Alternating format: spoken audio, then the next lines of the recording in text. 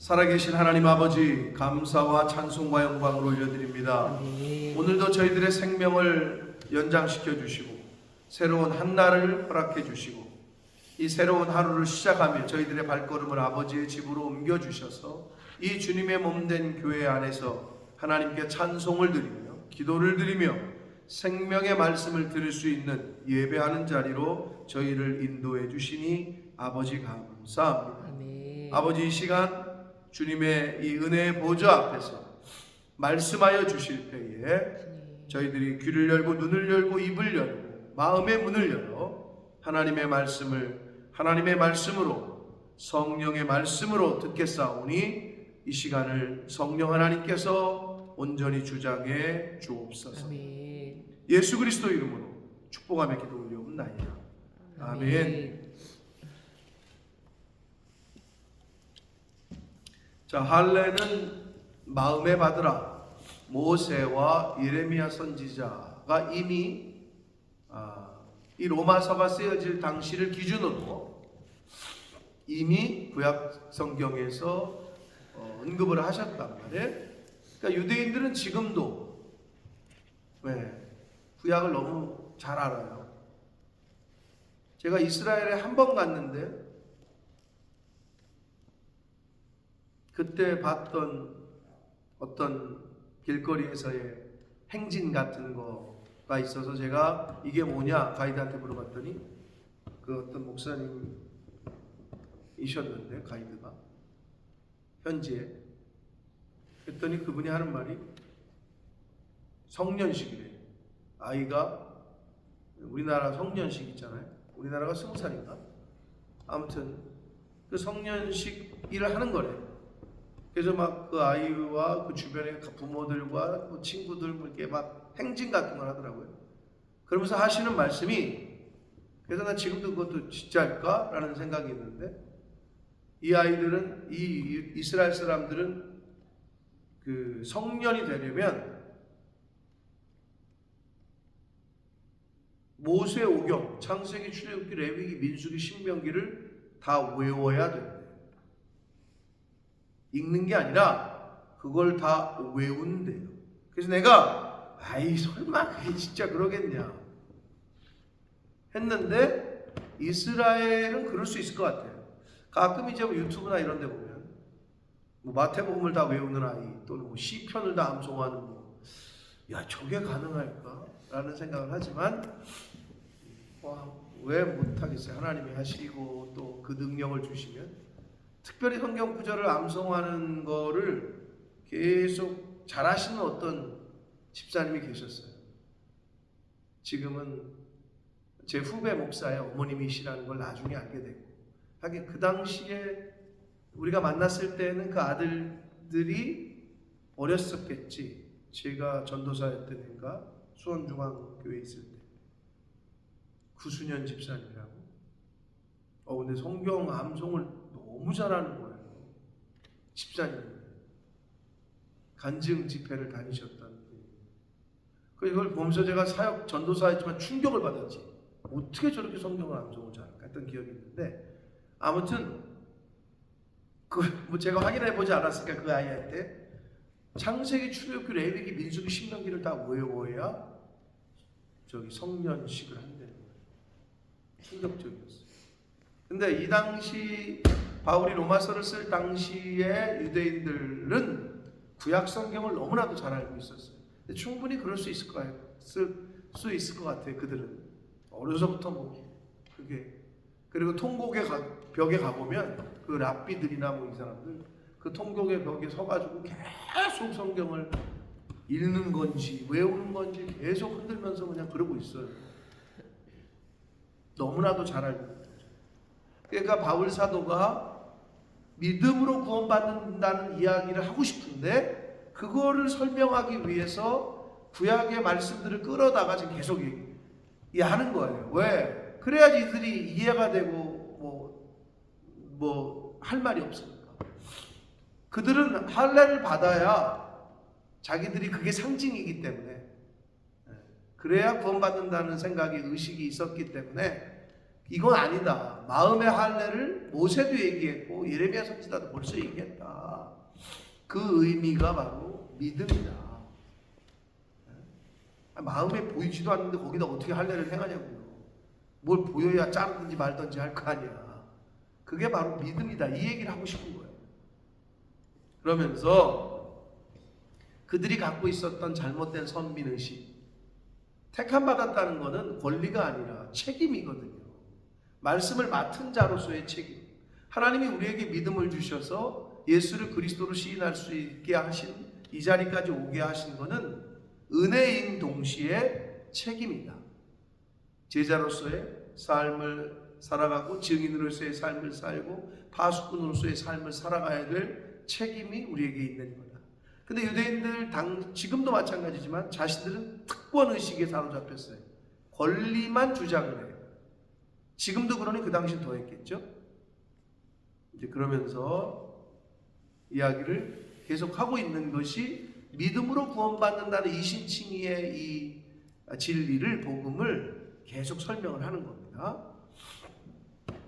그래서 우리가 오늘 이제 이 3장 9절에 와 있는데, 그러면 어떠하냐? 우리가 나으냐? 그러니까 여기서 우리는 자신을 포함한 유대인들이겠죠. 이스라엘 사람들. 오늘날로 말하면 저와 여러분들이겠죠. 예수 믿는 사람들, 영적 이스라엘 사람들. 그럼 우리가 더 뛰어나냐? 결코 아니라 예수 믿는 사람이나 안 믿는 사람이나, 즉 헬라인이나 유대인이나 헬라인이나 다 누구든 인간은 죄 아래에 있다. 예수 믿는 저와 여러분 새벽 예배 한다고 해서 우리는 죄가 없어요? 그렇지 않아요. 죄가 더 많으니까 이렇게 새벽 제단을 쌓게 하시는 건지도 몰라요. 저와 여러분이 워낙, 목욕탕을 왜 자주 가죠? 뭐 좋아서 가는 사람도 있겠지만 사우나를 좋아하잖아요. 근데 사실 목욕탕에 가는 근본적인 이유는 뭐예요? 때를 베끼는 거죠. 베낄 때가 많은 사람이 자주 가겠죠. 그런 의미에서 볼 때에, 물론 나중에는 때 베낄 것도 없는데 사우나가 좋아서 가잖아요. 교회에 왜 온다고? 병원에 왜 가? 병 고치러 가는데 병이 없는데도 자꾸 가. 병원이 좋아. 그럼 봤더니 거기 원장님을 좋아했었네. 그 레지던트 의사를 좋아한 거네. 교회를 왜 자꾸 가? 처음에는 나 같은 죄인 살리신 이러면서 왔는데 오니까 목사님이 너무 좋아. 교회가 너무 좋아. 여기 있는 집사님, 권사님들이 너무 좋아. 그러니까 계속 오는 것과 비슷한 개념이라고 생각하시면 되는데, 누구든 예수 믿는 사람이든 안 믿는 사람이든 다 죄 아래에 있다는 거예요. 그리고 우리가 이미 선언했다. 이 우리는 유대인들, 예수 믿는 그 당시에 말씀을 맡았던 이스라엘 사람들이 우리가 이미 선포했다, 선언했다. 어디에? 구약성경에 하면서 10절 이하를 구약성경을 인용을 계속해요. 18절까지 볼까요? 10절 기록된 바, 어디에 기록된 바? 구약성경에 기록된 바. 시편 14편 1절을 인용하면서 의인은 없나니 하나도 없다. 이게 시편 14편 1절에 나와요. 그리고 깨닫는 자도 없고 하나님을 찾는 자도 없고 다 치우쳐 함께 무익하게 되고 선을 행하는 자는 없나니 하나도 없다. 이게 이제 시편 14편 1절 이하에 나오는 말씀이고, 13절은 그들의 목구멍은 열린 무덤이요. 그러니까 죄인들을 말하는 거예요. 죄 가운데 있는 사람들. 네. 목구멍, 혀, 입술, 14절에 입, 다 뭐와 관련되어 있어요? 목구멍, 혀, 입술, 입, 13, 14절에 다 말과 관련되어 있는 거죠. 예. 열린 무덤이고, 그러니까 사람들 죽이는 말만 한다는 거예요. 입만 열면 하여튼 죽이는 말만 해. 살리는 말이 아니라. 그러면서 누구부터 죽여요? 인간들이 나부터 죽이죠. 왜? 그러니까 예수 믿는 사람들, 런던 순복음교회 목사님이 그걸 공식적으로 얘기해가지고 교회에서 절대 해주고 우리 김민경 집사님이 오늘 가서 만나게 될 텐데 그러더라고 맨날. 아니, 갔더니 이상한 말을 해야 돼. 왜 그래 했더니 목사님한테 혼나. 그래. 뭐냐? 아이고 죽겠네 하면 아주 목사님한테 혼난다는 거야. 그래서 맨날 뭔 일 하면 이게 입에 배잖아요. 우리가 아이고 죽겠다 이 말 쓰지 말라 그랬다는 거야. 그래서 아이고 살겠네 이렇게 의식적으로 얘기를 하더라고. 그래서 내가 그것도 좋은 방법이다. 지금 무슨 말이냐? 우리가 입만 열면 죽겠다는 소리를 해. 나 자신부터 죽여 먼저. 그리고 여기서 무덤이라는 얘기는 다른 사람도 죽이는 거예요. 그러니까 내가 말을 하면 축복의 말, 살리는 말, 격려의 말, 위로의 말 이런 말을 해야 되는데 남을 판단하고 정죄하고 비판하고 자기 자식인데도 자기 남편인데도 자기 가족인데도 나가서 빌어먹을 자식이라고 저주를 하고 저 다리멍댕이 어쩌고 부러질 놈이라고 저주를 하고 옛날에는 말씀을 몰랐기 때문에 그렇다고 우리 조상들이 말이 영인데 그렇게 내뱉었다. 저게 나가서 뭐라 해서 그냥 식모살이나 하겠지. 그럼 진짜 식모살이의 인생을 사는 거야.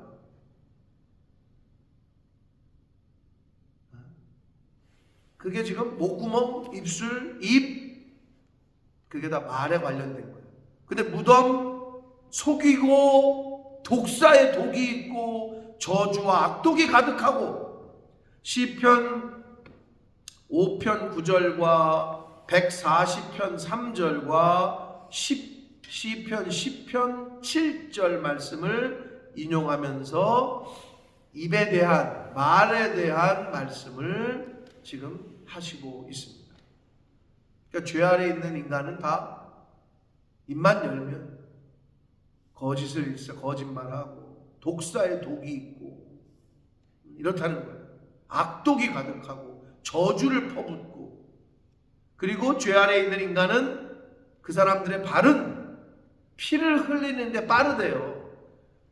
이사야 59장 7절의 말씀을 인용하면서 말씀합니다. 발이 빠르다는 것은 발이 그리로 빨리 달려간다는 거지. 예? 교회로 빨리 달려가느냐, 집으로 빨리 달려가느냐, 술집으로 빨리 가느냐, 미스김한테 빨리 가느냐, 내 발이 어디로 빨리 가느냐에 따라서 내 마음이 거기 있는 거겠죠. 그러니까 우리가 일주일 동안 어디로 발이 빨리 가느냐. 직장인이 직장으로 출근할 때 발이 빨라. 학생이 학교를 갈 때 발이 빨라. 당연한 건데 직장이 마음에 안 드는 직장인이요 가기가 싫은 거예요. 일어날 때부터 출근하기가 싫어. 그 부장을 또 만나야 돼. 그 대리를 또 만나야 되면서 학생이 학교를 가는데 발이 빠른 게 아니라 어떻게 하면 안 갈까? 8시 반까지 가야 되는데 막 8시 반 다 됐는데 막 안 가려고 길을 쓰고 학교 문이 닫혔는데도 학교 주변을 어슬렁거리고 왜 학교 가기 싫은 거지. 인간이 하나님의 집을 찾기가 발이 빨라야 되는데 또 주일이야. 어떻게 오늘 교회 가지? 막 이러면서 발이 느려. 근데 어디는 빨라? 피 흘리는 데는 빠르대. 남을 죽이고 또 남의 것을 빼앗고 하는 데는 발이 빨리 간다는 거예요. 그게 어떤 인간이? 죄 아래에 있는 인간이. 그러면서 파멸과 고생이 그 길에 있다. 16절과 17절은 서로 대조를 이루는데요. 파멸과 고생이 있는 길과 평강의 길, 이 두 가지 길이 있다는 거예요. 근데 죄 아래에 있는 인간은 평강의 길을 알지 못해요. 그러나 말씀 아래에 있는 사람은, 예수 그리스도 안에 있는 사람은 평강의 길을 걸어가요. 인생길이 평안해. 나의 마음속이 늘 평안해. 나의 마음속이 늘 평안해 라는 찬양이 있잖아요. 내 속이 편해야지. 근데 반대로 죄 아래에 있는 사람은 파멸과 고생길이래. 인생길. 그 결국은 예수 그리스도 밖에 있고 복음의 길을 가지 못하는 사람들은 그 마지막이 파멸이에요. 그리고 가는 길도 고생이에요. 뭐 여러분 연봉이 1억이면 좋을 것 같아요? 뭐 10억이면 괜찮을 것 같아요? 뭐 100억이 있으면 고생길이 아니에요. 100억이 있는 사람이 이 고생스러운 인생길, 그러면 어떻게 해요? 속으로는 저것이 배부른 소리가 하고 앉았네 이러겠죠? 끝이 없어요. 100억이 있는 사람은 1000억 있는 사람을 보면서 아씨 우리 이렇게 가난해서 어떡하지? 이렇게 비교하고 사는 거예요. 그럼 1000억이 있으면 괜찮을 것 같아요? 조 갖고 있는 사람을 또 부러워합니다. 인간의 욕심은 끝이 없는 거예요. 그렇기 때문에 파멸과 고생길을 가는 인생길을 가느냐, 평강의 길을 가느냐, 이거는 내가 예수 그리스도 안에 있느냐, 성령이 내 안에 있느냐, 아니면 내 인생에 하나님의 말씀이 없고 예수 그리스도가 내 인생에 없느냐, 바로 이 차이인 거죠. 그 얘기를 하고 있는 거예요 지금 사도 바울이. 그래서 18절, 그들의 눈앞에 하나님을 두려워하는 것이 없다. 시편 36편 1절의 말씀을 인용을 하는 거예요.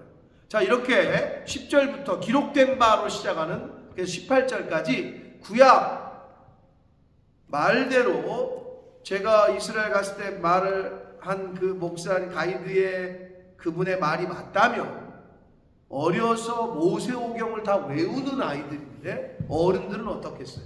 그러니까 구약을 거의 여기 들어가 삶에 있는 거지.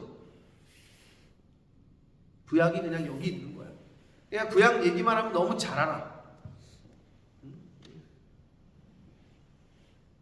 시편 36편의 1절의 말씀을 그들에게 얘기를 하는 거죠.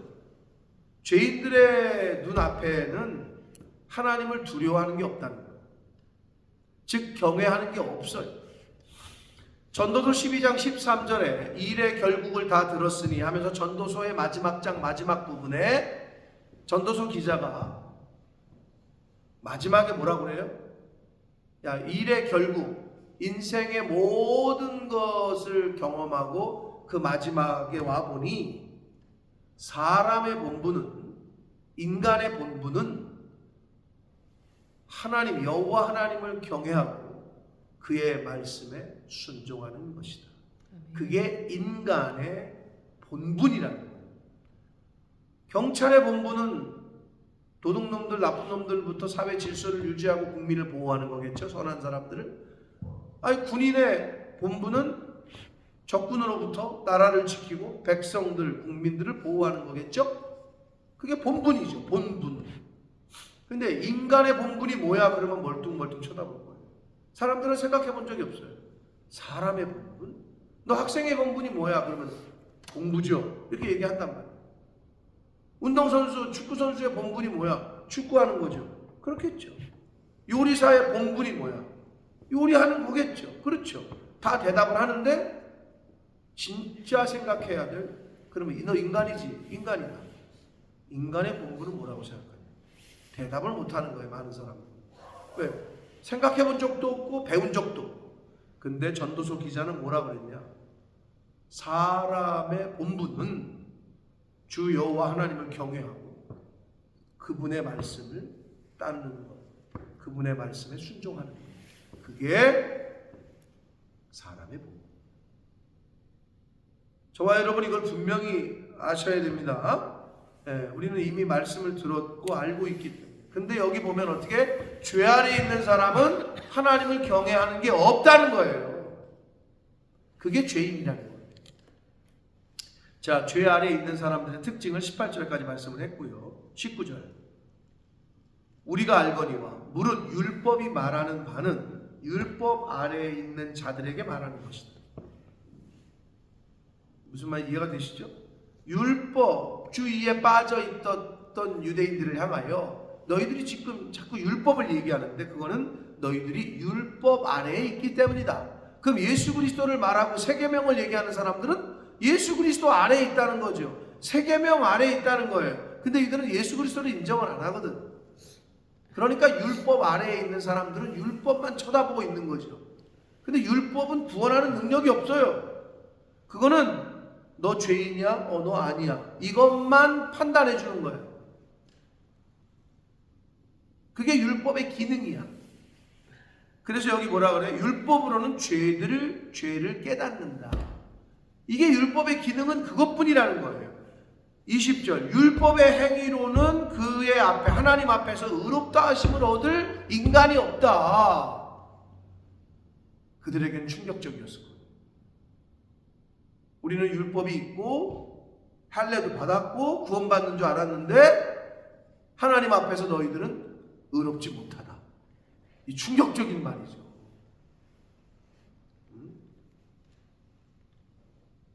율법의 역할은 죄를 깨닫게 하는 데에 있다. 그럼 어떻게? 새 계명이시요 율법의 완성이시요 마침으로 오신 예수 그리스도 아래에 있어야, 그 예수 그리스도를 구주로 영접해야 영접하는 자 곧 그 이름을 믿는 자들에게는 하나님의 자녀가 되는 권세를 주신다.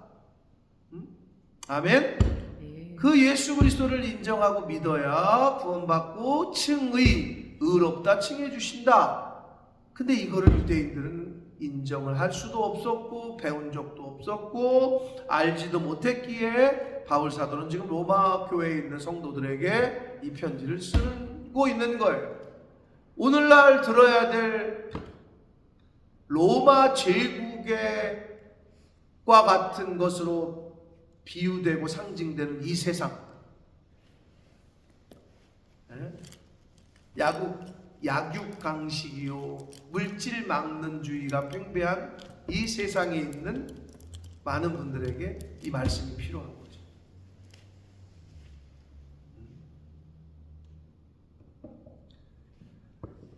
율법의 행위로는 그의 앞에 의롭다 하심을 얻을 육체가 없다. 새 계명 예수 그리스도를 믿어야 된다. 영접해야 된다. 이신칭의 믿음으로 구원받는다 하는 이 교리를 지금 계속해서 설명하시고 있는 거예요. 사랑하는 성도 여러분, 인간은 지금 우리가 여기에 있는 새벽 성도들이나 이 말씀을 듣는 크리스찬들이나 크리스찬이 아닌 사람들이나 다 죄인이에요. 그러나 다른 점이 있어요. 다 죄인이야. 그리고 교회를 다니고 있는 사람이나 안 다니는 사람이나, 그럼 교회를 다니면 그 순간부터 죄가 없어지냐? 그렇진 않아요. 여전히 죄를 지으면서 살아 우리는. 근데 뭐가 차이가 있느냐? 예수를 그리스도로 영접한 그 사람은 죄가 없는 것으로, 이제 너가 죽어야 되는데 죄의 결과는 죽음이니까, 근데 죽어야 되는데 네가 예수를 그리스도로 영접했기 때문에 그 2000년 전에 죽었던 십자가에서의 그 죽음의 그 피가 너를 대신한 걸로 인정해 주겠다 라고 하신 게 성경이고 하나님의 말씀이라는 거예요. 근데 그거를 믿지를 않는 거예요. 다시 말씀드려요. 예수를 믿고 영접한 사람도 죄를 지을 수 있어요. 그렇죠? 예수 믿고 나서 한 번도 죄를 안 졌어요? 한 번도 누구 욕한 적 없어요? 형제를 욕하면 이미 살인했다고 그랬는데, 저 여자 이쁘다, 잘 빠졌네, 마음으로 간음한 거 이미 간음했대는데 죄를 안 질 수가 없어요.